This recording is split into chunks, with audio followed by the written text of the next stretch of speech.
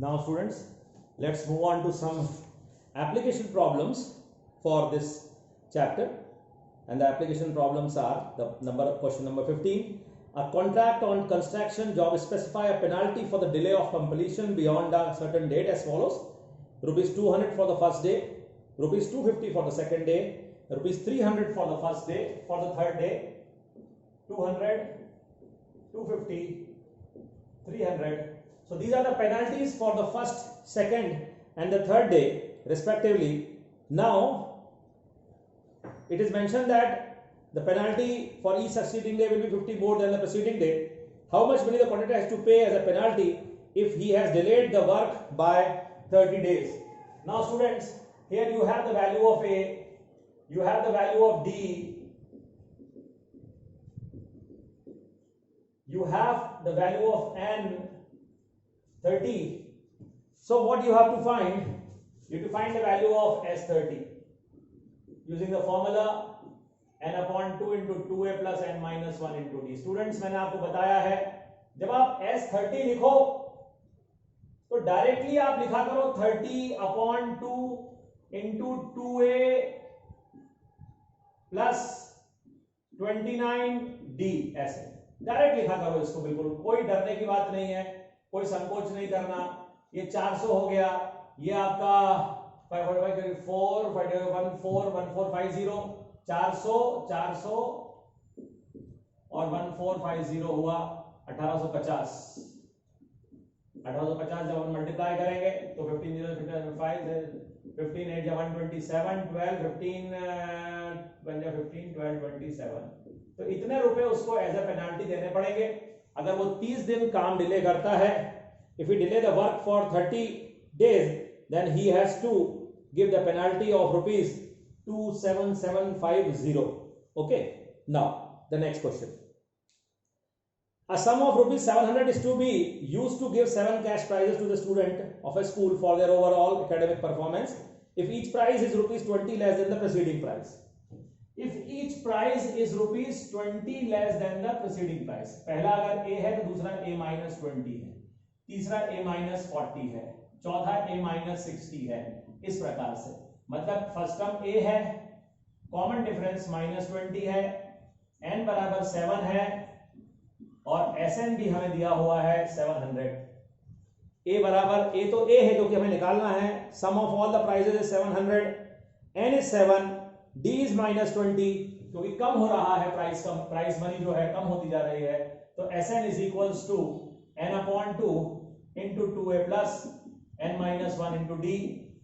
So 700 is equals to 7 upon 2 into 2a plus 6d.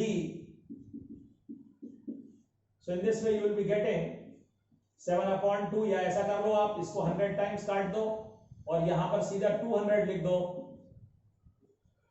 2a minus 120, 2a is equals to 320 and a will be 160. So the prize money are first prize 160, second prize 20 रुपए कम, फिर 20 रुपए कम, ऐसे करते करते 100, 80, 60 और इस तरह से अपन 1 2 3 4 5 6 और 20 रुपए कम 40। तो ये हम 100 300 300 400 500 600 700 700, ठीक है ना। तो इस तरह से हम 700 रुपए जो है वो बांटेंगे 7 प्राइजेस में। तो प्राइज मनी जो होगी it will start with rupees 160 and ends up to rupees 40। Now let's move on to the next question. In a school student thought of planting trees in and around the school to reduce air pollution. Air pollution को reduce करने के लिए school के बच्चों ने पेड़ लगाने की सोची। अब उन्होंने क्या डिसाइड किया, किस प्रकार से वो पेड़ लगा रहे हैं। उन्होंने एक नियम बनाया कि फर्स्ट क्लास जो है वो 1 ट्री प्लांट करेगी, है ना, सेकंड क्लास जो है वो 2 ट्री प्लांट करेगी, थर्ड क्लास 3 करेगी, फोर्थ क्लास 4 ट्री प्लांट करेगी, ऐसे करके प्लांट करना है ट्री। ये उन्होंने एक नियम बना दिया। अब साथ में ये भी है कि हर एक क्लास के 3-3 सेक्शंस भी हैं, तो हर एक क्लास के 3-3 सेक्शंस हैं, तो total trees to be planted 3 sections first में भी हैं, 3 सेक्शन सेकंड में भी हैं, 3 सेक्शंस थर्ड में भी हैं। हर एक क्लास में 3-3 सेक्शंस हैं। तो 12वीं क्लास के बच्चे कितनी ट्री प्लांट कर रहे होंगे? 12 3 जा 36। फर्स्ट क्लास के बच्चे कितनी ट्री प्लांट कर रहे होंगे? 1 into 3 दैट इज 3। ऐसे करके बस कुछ नहीं, इसे जोड़ना है। ये क्योंकि एपी है n/2 into A plus A N, इस तरह से फॉर्मूला लगा दिया। छोटा वाला फॉर्मूला जो था वो है, क्योंकि ए एन भी है हमारे पास में, एन भी है हमारे पास में, ए भी है हमारे पास में, इस तरह से अपन उस फॉर्मूले को लगा सकते हैं। 18 into 13 18 54 4 carry 5 23. So total number of trees to be planted is 234. So 234 trees will be planted. Now let's move on to the next question. There is a spiral made up of successive semicircles with centers alternately at A and B, starting with center A, radius 0.5.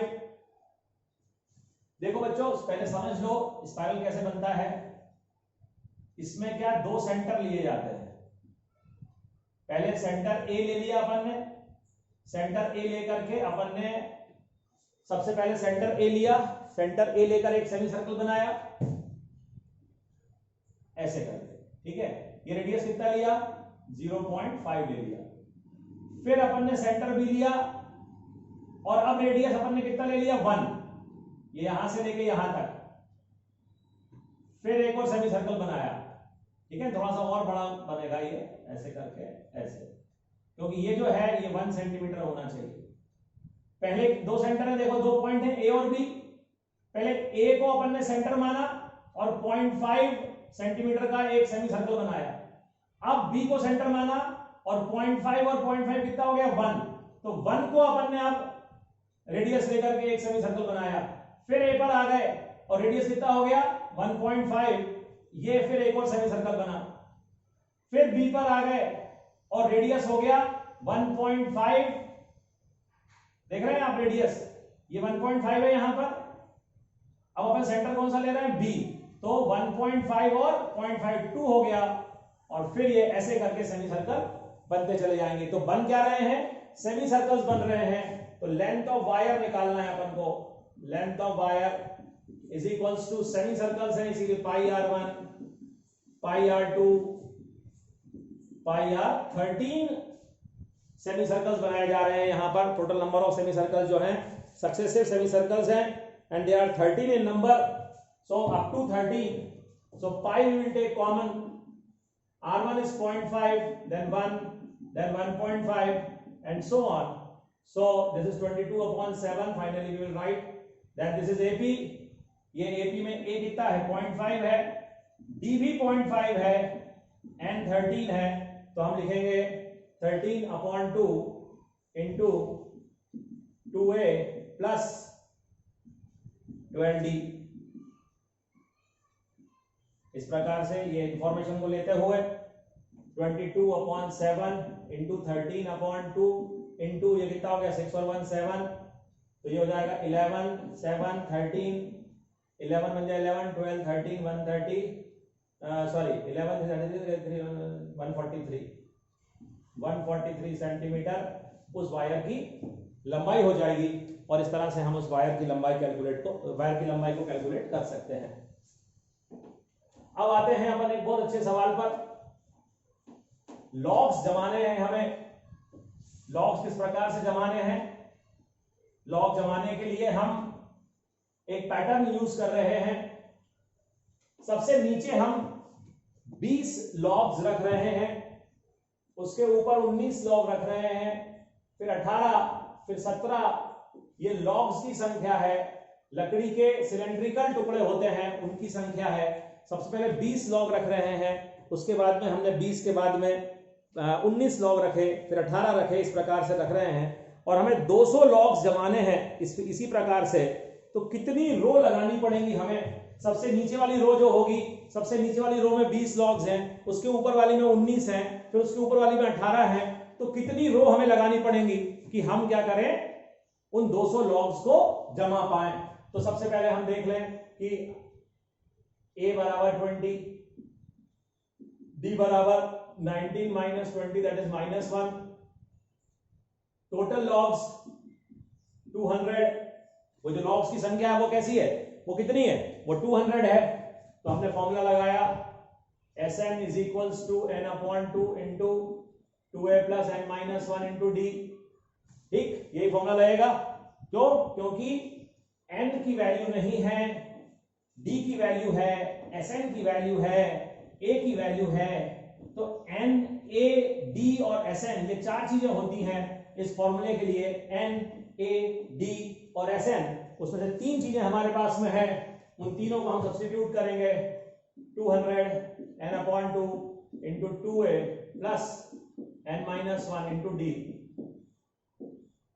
So this is 400 n into 40 minus n plus 1.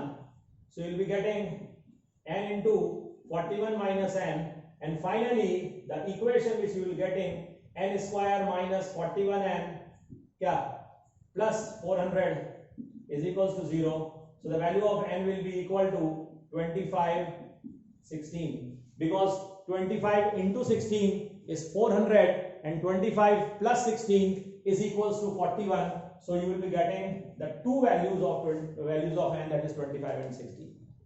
Now students, I want to tell you one thing here, that when you are getting two positive values of n, so both will be accepted, but here we have to go for the number of logs. Only one can be true, because if this is a case of only numbers, if you are talking about numbers, it may positive, it may be negative, so both answers will be correct, because what this shows that first 25 logs, it shows that 25 rows, when the logs are arranged in 25 when the logs are arranged in 25 rows, 200 logs can be arranged. But what this says that when the logs are arranged in 16 rows, then also 200 logs can be arranged. So this is not true. This is not true for number of logs, but it can be true for numbers, because logs can never be negative, but numbers can be negative. Okay, so if you want to know more about, you can go through the example number 13 also, and where you will find that both the values of n are taken positive and they are accepted. But here you have to take only one value, either 25 or 9. So for that, the toppest row will be the 16th row. If we suppose that the toppest row is the 16th row, then let us check that how many logs are there on that toppest row, and we are getting 5. So there are 5 logs on the topmost row. कहां शुरू कर रहे हैं अपन? 20 से जमाना शुरू करा था, 20, 19, 18, 17, 16 ऐसे करके जमाते जा रहे हैं अपन नंबर ऑफ लॉग्स। तो नंबर ऑफ लॉग्स जहां पर 5 आएंगे सबसे ऊपर, वहां पर हम लॉग्स 200 लॉग्स जमा चुके होंगे। लेकिन ये क्या कह रहा है? ये कह रहा है कि सबसे ऊपर वाली जो रो होगी, 25वीं रो होगी, वो देख लें अपन एक बार कि क्या वो सही है। तो हमें क्या जवाब मिला? नहीं, ये नहीं है संभव, क्योंकि ये कह रहा है 25वीं रो में -4 लॉग्स होंगे। तो 25वीं रो में -4 लॉग्स नहीं हो सकते, लॉग्स की संख्या नेगेटिव नहीं हो सकती। इसीलिए 16 rows are there to arrange 200 logs.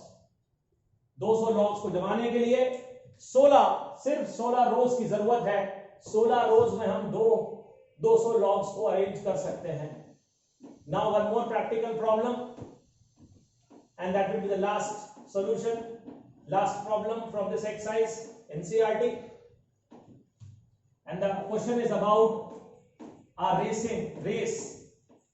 A girl is participating in a race, and what are the rules of that race? The rules are like this. There is a bucket,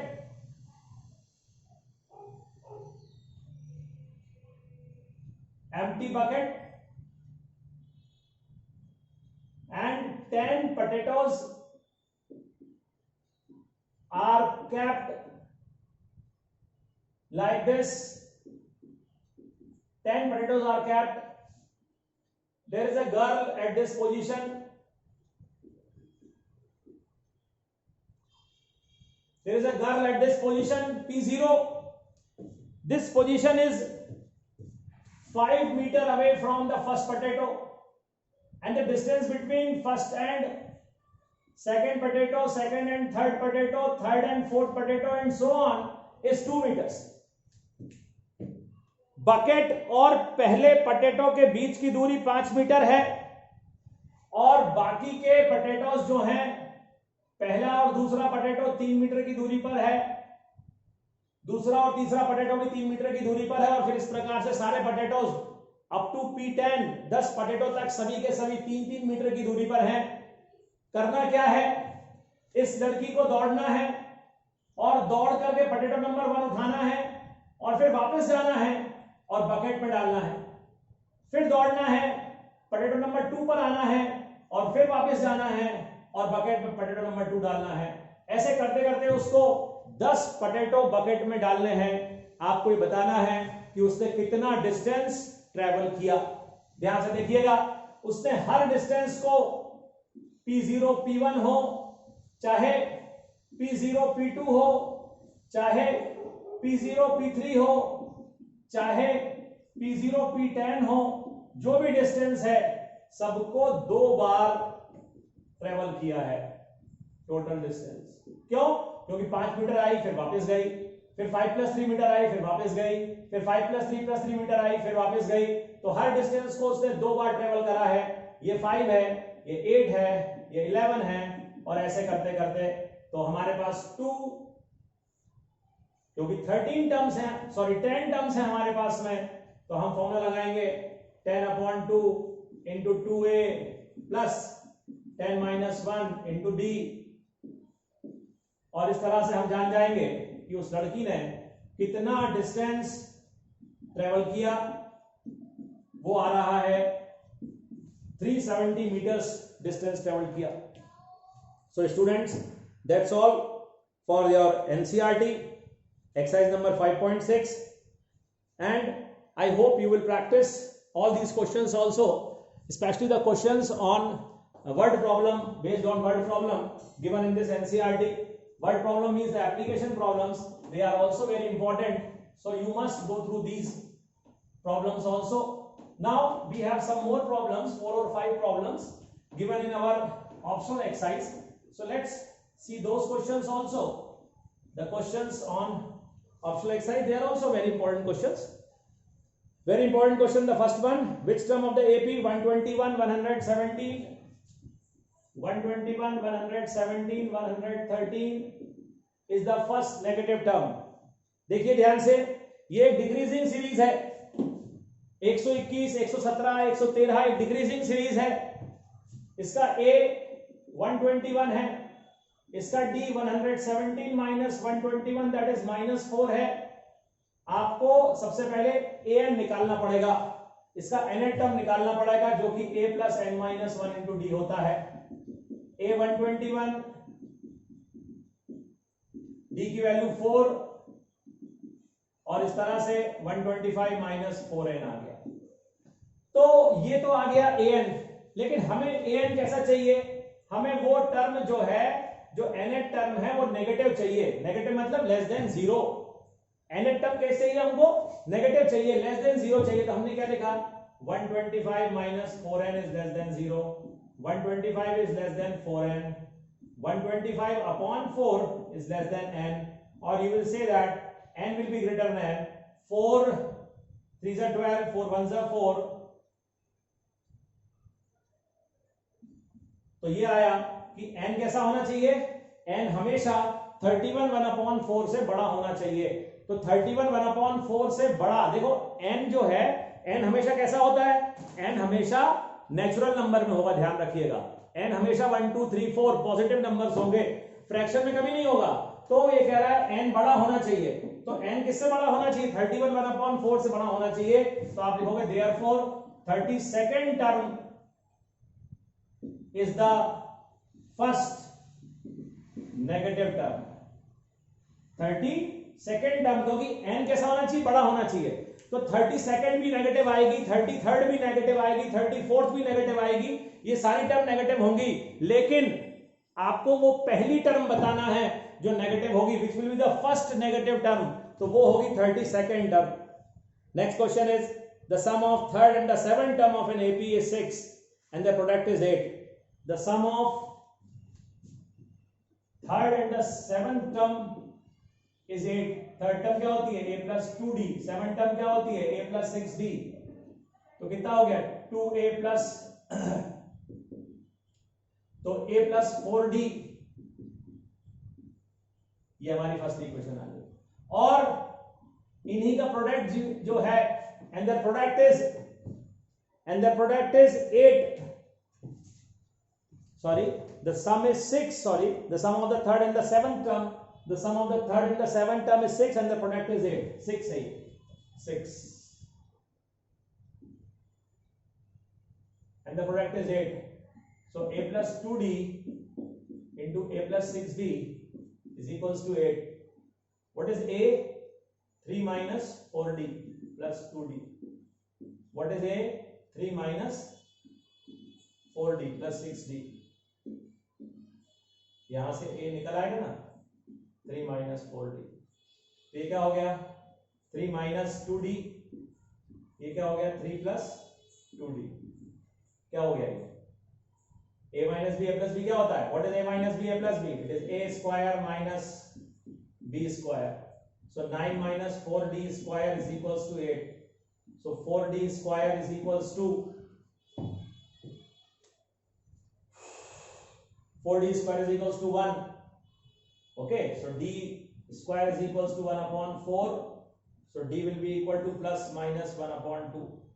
So the value of d is plus minus 1 upon 2 because their product is 8. Now what we have to find? We have to find the sum of first 16 terms. Okay, so the sum of the third and the seventh term of an AP is 6. The sum of third and seventh term is 6. So 2a plus 8d is equals to 6. A plus 4d is equals to 3. So you got the value of a equal to 3 minus 4d. Now the product of the third and the seventh term is 8. This is not 8. This is 6. So 8. So a plus 2d into a plus 6d is 8. a की value 3 minus 4d हमने put कर दी, plus 2. a की value 3 minus 4d हमने put कर दी, तो 3 minus 2d और ये हो गया 3 plus 2d. So it is a square minus b square. So 9 minus 4d square. So 4d square is equals to 1. So d is equals to 1 plus minus 1 upon 2. So d is plus minus 1 upon 2. When d is 1 upon 2, the value of a will be the value of a will be 3 minus 4d. So it is 1. When d is minus 1 upon 2, the value of a will be 3 minus 4 minus 1 upon 2, that is 5. So two different values of d, two different values of a. So what they had asked to find, they had asked to find the sum of first 16 terms of an AP. The sum of first 16 terms of an AP. So let's find out the first 16 terms. First of all, we will be finding S16 when a is 1 and d is half. So 16 upon 2, 2a plus 15d. So 8, 19 upon 2, so 76. Second case, when a is 5, d we had taken minus 1 upon 2, S16 again 16 upon 2 into 2a plus 15d.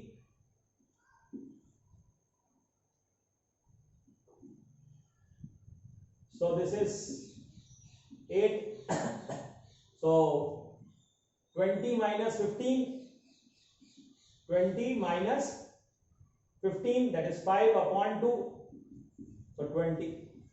So in this way, the sum in the two cases, two different cases, we will be getting 20 and 76. This is an important question. Now, after this, let's see the next one. अब देखिए rungs वाला question है. Rungs वाले question को पहले समझना जरूरी है. अगर आप समझ जाएंगे इस सवाल को तो ये सवाल कठिन नहीं है, लेकिन अगर आप इसको बस सवाल ही समझेंगे, सिर्फ बस सवाल ही मानेंगे इसको, तो सवाल तो बहुत कठिन हो जाएगा फिर आपके लिए. क्यों? क्योंकि आप वो गलती करेंगे जो हर कॉमन व्यक्ति करता है. रंग्स जो होते हैं, सीढ़ी के जो पायदान होते हैं उन्हें रंग्स कहा जाता है. मान लीजिए सीढ़ी है, आप देखिएगा कि एक गैप, दो पायदान के बीच में एक गैप होता है, दो पायदान के बीच में एक गैप होता है. अगर 4 गैप हैं तो पायदान कितने हुए? पायदान 5 होंगे. ध्यान रखिएगा हमेशा. Number of ranks will be 1 more than the number of gaps. Number of ranks will be 1 more than the number of gaps. ध्यान रखिएगा. नंबर ऑफ रैंक्स जब भी आप निकालेंगे एक ज्यादा जरूर लीजिएगा. जैसा कि हमसे कहा जा रहा है, सबसे चौड़ा जो रैंक है वो है 45 सेंटीमीटर का. सबसे छोटा जो रैंक है वो है 25 सेंटीमीटर का. दो रैंक्स हैं, एक 45 सेंटीमीटर का है सबसे बड़ा वाला, सबसे छोटा वाला जो है, जो टॉप पर है वो सबसे छोटा है, जो बॉटम में है वो सबसे बड़ा है. और वो बोल रहा है अगर टॉप और बॉटम के रैंक्स के बीच में 2.5 मीटर की दूरी है, टॉप और बॉटम के रैंक्स में 2.5 मीटर की दूरी है, 2.5 मीटर्स, या फिर हम कहें सेंटीमीटर की बात हो रही है, इसीलिए 250 सेंटीमीटर की बीच की दूरी है, तो आपको बताना है कि नंबर ऑफ रैंक्स कितने हैं. आपको यह भी पता है कि हर रैंक के बीच की दूरी कितनी है. यह भी आपसे कहा गया है उसने कि हर एक रैंक जो है वो उनके बीच की दूरी है 25 सेंटीमीटर. हर एक रैंक के बीच की दूरी है 25 सेंटीमीटर. तो कितने गैप हुए ये आप पहले कैलकुलेट कर लो, तो उससे आपको नंबर ऑफ रैंक्स मालूम चल जाएगा. नंबर ऑफ रैंक्स होगा 250 अपॉन 25 प्लस 1. ये जरूर लीजिएगा, एक रैंक ज्यादा होगा. नंबर ऑफ गैप 4 है तो रैंक 5 होंगे. इस तरह से यहां पर 11 रैंक्स होंगे. तो अब आपको जोड़ने में आसानी होगी. 11/2 into a plus an will give you the total length of ranks. So it is 11/2 into 70, that is 385 centimeter, so 35. So total is 385 centimeter in length. The total length of the ranks will be, the wood required will be this much. Length of wood will be required for this particular ladder, which will satisfy the given condition. Now let's move on to the next question. One more question is there, and it is question number 4. Okay, so that I will give you. Okay, let's see. Fourth question. There are row houses from 1 to I think 49 row houses हैं. यहां पर दिया गया है किताब में, houses of a row numbered 1 to 49, so that there is a value of x such that the sum of the numbers of the houses preceding the house number x is equal to the sum of the number of houses following it. मतलब ये कह रहा है कि अगर ये house number 1 से लेकर के और एक हाउस नंबर x है,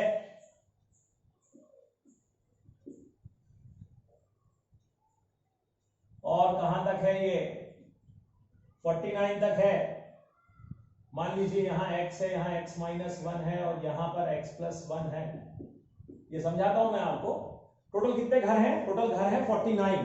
49 घरों में से जो घर नंबर x है, ये वाला जो घर है, इसके पहले के जितने भी नंबर हैं उन्हें जोड़ने पर जो सम आ रहा है वो इस मकान नंबर के बाद वाले सभी नंबर्स को जोड़ने पर आ रहा है, ऐसा बताया गया है. तो वो मकान नंबर क्या होगा?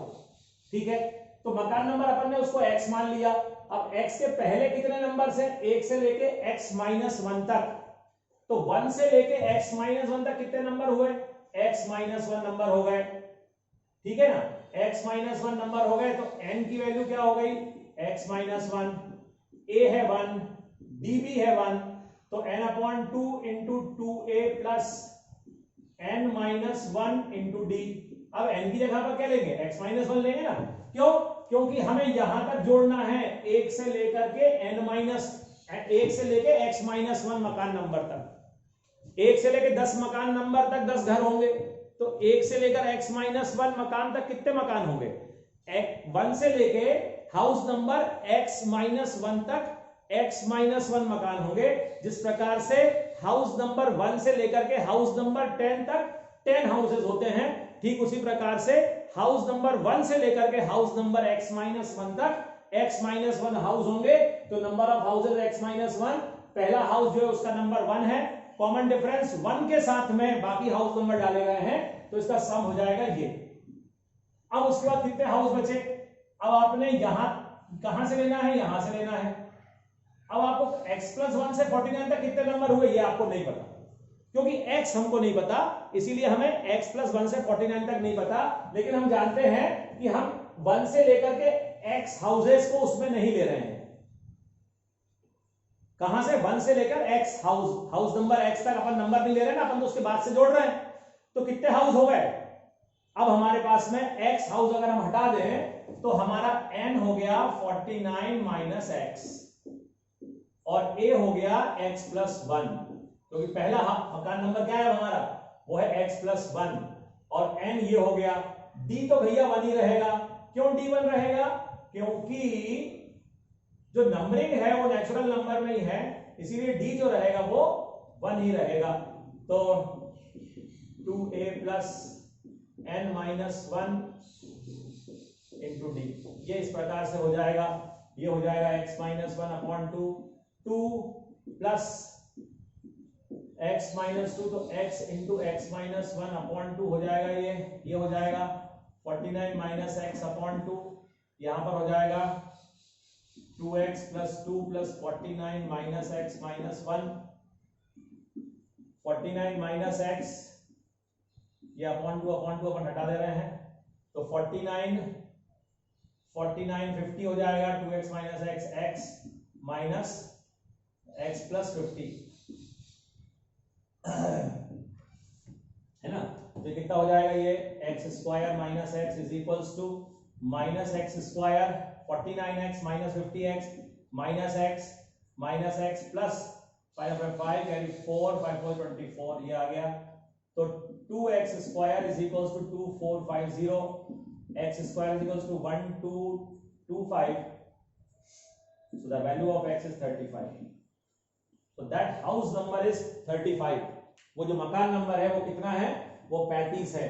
ध्यान से देखिएगा, यहां पर हमने 1 से लेकर के x माइनस 1 तक को ऐड किया हुआ है, इसीलिए इस डाटा को यूज कर रहे हैं, जबकि यहां पर हमने शुरू के x मकानों को हटा दिया है, क्योंकि हम उसके बाद के मकान नंबर से जोड़ना शुरू कर रहे हैं। तो अगर हम शुरू से x मकानों को हटा देंगे तो नंबर ऑफ मकान यहां पर कितने हो जाएंगे, 49 माइनस x हो जाएंगे। मकान नंबर अब हमारे पास पहला कौन सा है, x प्लस 1 है, मकान नंबर x प्लस 1 है।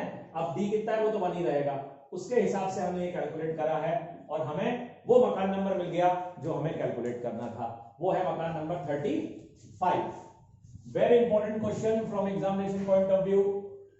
Now let's move on to the next question, and the question is about the volume of mortar used or the mixture used to make a stadium with footrest or dimension raise of 1.1/4 meter, threat of 1/2 meter and length 50 meter. Length is 50 meter, length is 50 meter, raise is 1/4 meter, और दूसरा thread is 1/2 metre. तो ये thread 1/2 metre जो है, ये जो पैर रखने की जगह होती है सीढ़ी पर, जहां पर पैर रखा जाता है, जिस पर रख करके सीढ़ी पे चढ़ते हैं अपन, वो जो पैर रखने की जो जगह होती है उस चौड़ाई को बोलते हैं ये थ्रेड। ये 1/2 मीटर है। रेज मतलब आपको पैर कितना उठाना पड़ रहा है दूसरी सीढ़ी पर रखने के लिए, दूसरी सीढ़ी पहली सीढ़ी से कितनी ऊंचाई पर है, वो है 1/4 मीटर। लंबाई जो है वो है 50 मीटर। और ऐसी इस स्टेडियम में कितनी सीढ़ियां हैं, 15 सीढ़ियां हैं, 15 स्टेप्स हैं। तो वॉल्यूम क्या होगा, ध्यान से देखिएगा। जो पहली वाली होगी उसका वॉल्यूम होगा ये, क्योंकि सीढ़ी जो है वो रेक्टेंगुलर शेप की है, तो length into breadth into height उसका वॉल्यूम होता है। अब हम आते हैं दूसरी सीढ़ी पर। अब पहली वाली जो थी उसकी हाइट थी 1/4, तो दूसरी वाली की हाइट कितनी हो जाएगी ग्राउंड से, इट विल बी 2/4। तीसरी वाली की 3/4। ऐसे करते करते हमारे पास में 15 सीढ़ियां हैं। तो हमने क्या करा, ये कॉमन लेकर के 15 तक ऐड कर देंगे और ये हमें दे देगा वॉल्यूम 15/2 इंटू 1 + 15। ये हो गया आपका 225 और 50, 25 इंटू 15/8 इंटू 16, तो 750 मीटर क्यूब है ना। 750 मीटर क्यूब जो है वो इसका वॉल्यूम आ जाएगा। और इस प्रकार से हम यहां पर इसका आंसर कंक्लूड करेंगे इस वॉल्यूम का।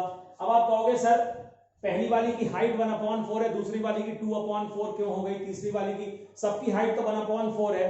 नहीं, क्या होता है जब हम एक कॉन्क्रीट स्ट्रक्चर बनाते हैं तो पहले हम एक सीढ़ी बनाते हैं, ठीक है ना, उसका शेप कितना होगा 1/2 बाय 1/4 बाय 50 होगा।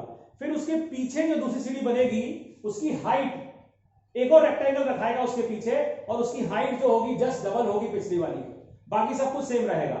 तो वो सेकंड रेक्टेंगल जब पीछे खड़ा होगा उसके, तो वो सीढ़ी का शेप बनेगा।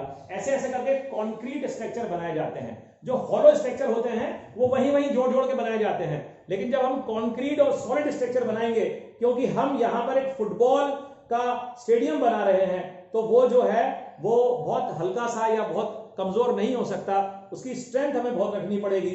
इसीलिए हमें हर बार जब कभी भी हम रेस लेंगे तो रेस को हमें डबल करते जाना पड़ेगा। So students, this is all about your arithmetic progression. Very soon I will be sending you some more extra questions based on this arithmetic progression. Just go through those questions, find the doubts and discuss with me. Thank you students and have a nice day.